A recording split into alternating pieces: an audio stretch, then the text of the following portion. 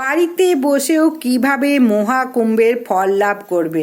এই যে মহাকুম্ভ হচ্ছে, সেখানে তো যেতে পারছি না, অন্য কোনো বিকল্প রাস্তা আছে কি, যার মাধ্যমে অমৃত কুম্ভের পবিত্র স্নানের রহস্য তা জানতে পারি, স্নাতক হতে পারি, পবিত্র হতে পারি বা মুক্ত হতে পারি।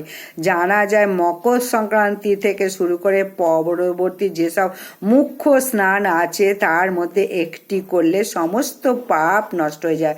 তাহলে সেই মুক্তি বা স্নান কি করে হবে?